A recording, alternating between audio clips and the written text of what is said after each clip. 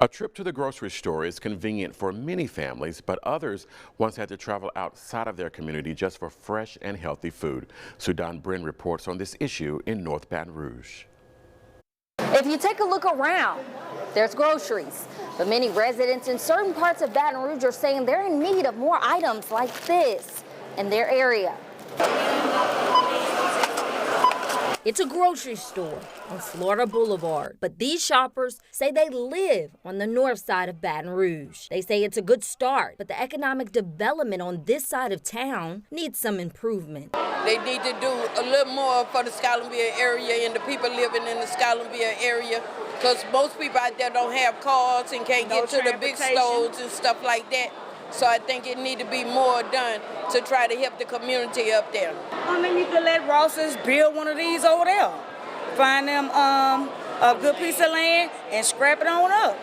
Councilwoman Shauna Banks says the North Baton Rouge area is receiving support, but we need someone who will say this is the incentive package that we will offer a grocery store to include in our request for a grocery store. We need to identify land. We have so much air property in this community that is really great, but you know, either the family members don't talk, they aren't reaching out to us, they aren't responding, and all of that hurts the community. Banks says a grocery store isn't the only thing the Scotlandville area is lacking, and the process isn't easy. Even as it relates to a grocery store, you have to have infrastructure. We have to have data that talks about how schools are doing, how many, what the residents, the average household, and to get that technical work, we need someone in government to pay for that. A local produce business owner, Grillin' Muse, and co-owner Kuwana Daniels of The Harvest is Ripe says all hands are on deck when it comes to flourishing the community. They also accept EBT benefits. And 80% of the community is EBT, so we needed that to be able to meet the needs of the people in this community. Also raise awareness of the importance of fruits and vegetables. The Harvest is Ripe produce stand is right off of Foster Drive, open from 9 a.m. until 6 p.m., 6 days a week. Their goal is not only to cut unhealthy eating habits, but to build sustainable relationships with their customers and help with the food desert in these areas. And we're trying everything that we can to make a difference.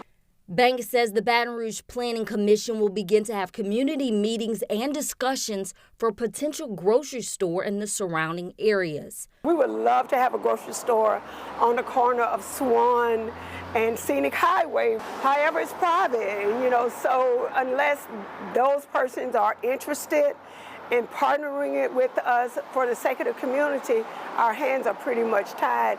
She says the meetings with the commission are held every first Monday at the Jewel J. Newman Community Center, starting at 1 p.m. She says it's open to the public.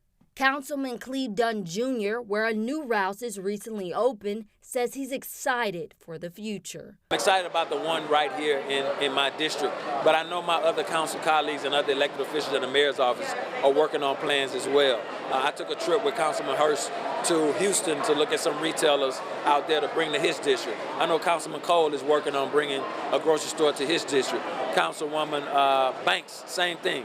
So this is not the last or the final investment in fresh food and produce in North Baton Rouge. This is the first. We have more to come. In Baton Rouge, Sudan Britton, Fox 44 News.